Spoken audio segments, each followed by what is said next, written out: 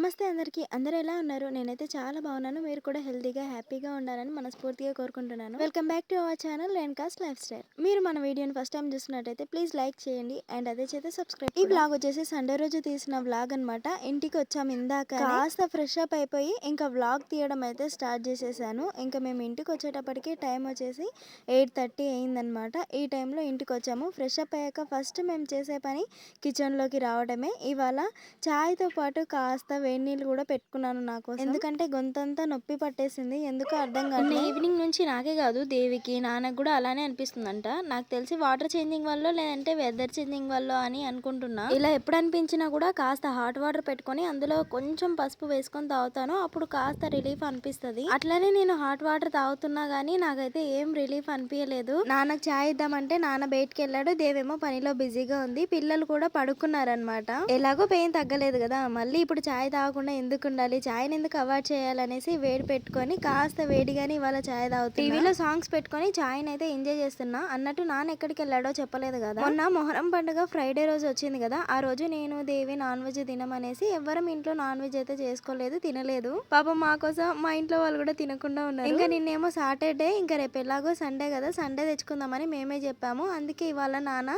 Chicken తీసుకురావడానికి అయితే వెళ్ళారనమాట. రేపేమో Monday, నేను తినను కాబట్టి ఇవాళనే గట్టిగా తిందామని ఫిక్స్ అయినా. ఇంకా చికెన్ తీసుకెళ్లి దేవికి ఇచ్చాను. ఆల్రెడీ దేవి చికెన్ కోసము ఆనియన్స్, పచ్చిమిర్చి అయితే కట్ చేసి పెట్టేసింది. ఇప్పుడు దేవి మా కోసం చికెన్ చేయాలి, ఇంకా నాన్న కోసం ఎగ్ కర్రీ కూడా చేయాలి. ఆ ప్రిపరేషన్స్ లో దేవి ఉంది. అప్పుడే నాకు చిన్న కోడిపిల్ల సౌండ్ వినిపించింది. ఇంక్యుబేటర్ ఓపెన్ చేస్తే వచ్చేసాయి చిన్న పిల్లలు. మొన్ననే కిందికి అయితే లోడ్ చేశాను అనమాట ఎగ్స్. కరెక్ట్ గా 18 days కి కిందికి దించేసామంటే చిక్స్ అయితే వచ్చేస్తాయి. నాకు అర్థం కాని విషయం ఏంటంటే చాలా మంది మా ఇంటికి వచ్చినప్పుడు అడుగుతారు, గుడ్లు వేస్తే తల్లి లేకుండా పిల్లలు ఎలా బయటికి వస్తాయని. పిల్లలు తల్లి పొడిస్తే బయటికి రావాలి. లోపల కోడి పిల్ల పూర్తిగా తయారైనప్పుడు దానంతట అదే పొడుచుకొని బయటికి వస్తుంది. అయినా తప్పు లేదులేండి, నేను ఇప్పుడు ఈ ఫీల్డ్ లో ఉన్నాను కాబట్టి నాకు ఇవన్నీ తెలుస్తుంది. కానీ చిన్నప్పుడు నేను కూడా అలానే అనుకునేది, కోడి పొడిస్తేనే పిల్లలు వస్తాయి. ఇంకా పని మొదలు పెడదాం అనే టైంకి కరెంట్ పోయింది. ఇంట్లో టార్చ్ లైట్ ఉంది కాబట్టి టార్చ్ లైట్ వేసుకొని పని చేయడం అయితే స్టార్ట్ చేసి. మా ఇంట్లో సింక్ అయితే అక్షయ పాత్రనే చెప్పాలి, ఎన్ని తొమ్మినా పడతానే ఉంటాయి. ఇంట్లో చిన్న పిల్లలు ఉన్నారు కాబట్టి ఖచ్చితంగా ఎక్కువగానే పడతాయి. దేవి ఎలాగో వంటలో బిజీగా ఉంది కదా, నేనైతే గిన్నెలన్నా కడిగేద్దాం అనేసి గిన్నెలు అయితే కడిగేస్తాను. నిజం చెప్పాలంటే మేము ఇంట్లో ఒక 4 గంటలు ఉంటే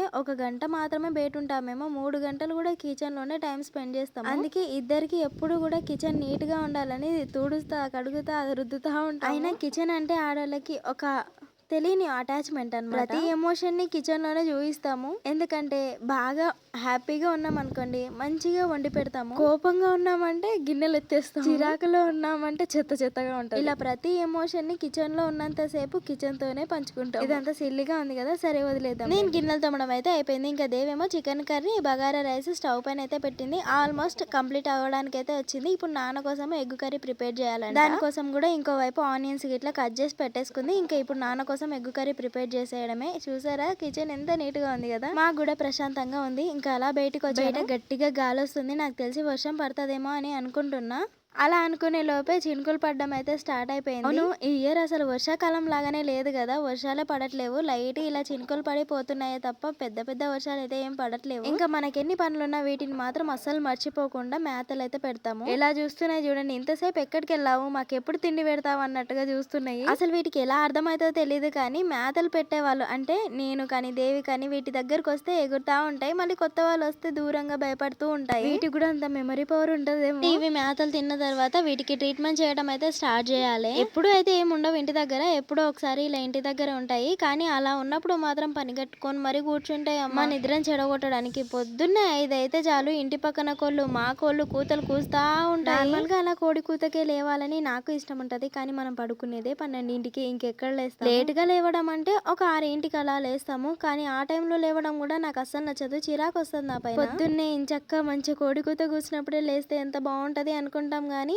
మన హెల్త్ ఇంపార్టెంట్ కదా, మనం ఖచ్చితంగా 8 hours పడుకోవాలంట. 8 hours కాకపోయినా కనీసం 6 hours అన్న పండుకోవాలి కదా. ఇంకా మేతలు పెట్టే గ్యాప్ లో వాన చినుకులు అయితే స్టార్ట్ అయిపోయి అప్పుడే బయట బట్టలు ఉన్నాయని గుర్తొచ్చి తొందరగా బట్టలు అన్ని తీసేసి ఇంట్లో వేసిన తర్వాత వెంటనే మడత పెడదామని అనుకుంటున్నా. ఎందుకంటే దేవి ఇంకా వంట చేస్తుంది కదా, ఆ గ్యాప్ లో నేను ఖాళీగా ఉండి ఏం చేస్తాను, కొన్ని ఉన్నాయి కదా మళ్ళీ ఇంకా పక్కకి వేయటం ఎందుకు, అలా టీవీ చూస్తూ మడతేద్దాంలే అనేసి చాపేసి అన్ని బట్టలు కూడా ఒకేసారి చాప పైన వేసుకొని మడత పెట్టేస్తున్నాను. ఇవాళ టీవీలో మా నాన్న ఓల్డ్ మూవీ పెట్టారనమాట. అంటే ఓల్డ్ అంటే లేటెస్ట్ మూవీ కాకుండా కాస్త ఓల్డ్ మూవీ అనమాట. అట్లాంటి మూవీస్ చాలా బావుంటాయి గదా! ఎమోషన్స్ గానివ్వండి, ఫన్ గానివ్వండి, ప్రతి ఒక్కటి ఏదో ఒకటి నేర్పిస్తది ఆ మూవీస్.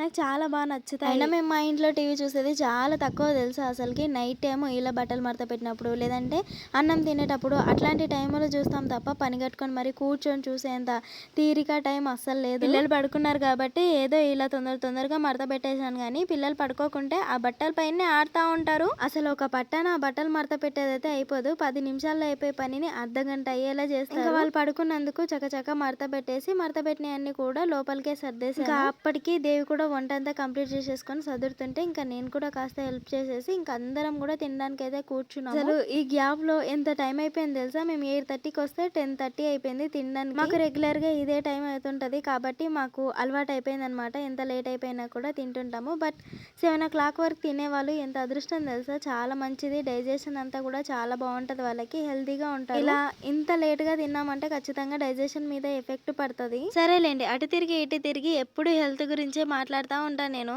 మీకు కూడా భలే చిరాకొస్తది గదా! ఇంక వదిలేద్దాము. దేవైతే అన్నం అయితే వడ్డిస్తుంది అందరికి. నాకు వంట చేయడం వచ్చు కానీ వడ్డించడమే అంతగా రాదు. నేను కూడా నేర్చుకోవాలి. అంటే నేను వడ్డించేటప్పుడు చూస్తుంటాను గదా! ఒక్కొక్కరు ఒక్కోలా అంటుంటారు. అంత పెడతారమ్మా, లేదంటే ఇంతేస్తారమ్మా అని చూస్తుంటాను కదా! అంత ధైర్యం సరిపోదనమాట వడ్డించడానికి.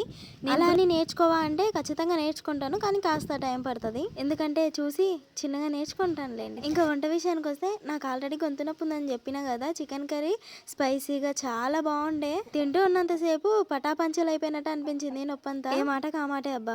మా దేవి వంటలైతే అదరగొట్టేస్తది. నేనెప్పుడు చెప్పే మాట ఒకటే, ఒక హోటల్ పెట్టుకుందామే మంచిగా బతికేయొచ్చు అని. దానికి తను మాత్రం ఎప్పుడూ ఒక నవ్వు నవ్వి వదిలేస్తదంతే. మా దేవి చేసే వంటల్లో ఏదో ఒక్కటి మాత్రమే ఫ్లాప్ అయిపోద్ది గానీ, అన్నీ కూడా చాలా బాగా చేస్తది ఎప్పుడు. కానీ పిల్లలే పడుకున్నారు. తింటే బావుండు అని చాలా ట్రై చేశాము లేపడానికి. కానీ అస్సలు లేవలేదు. ఇంకా నిద్రలో ఏం లేచి తింటారులే అనేసి వదిలేసాము. తిన్నాక బయటకొచ్చి చూసాము. ఇంకా వర్షం అయితే అయిపోయింది.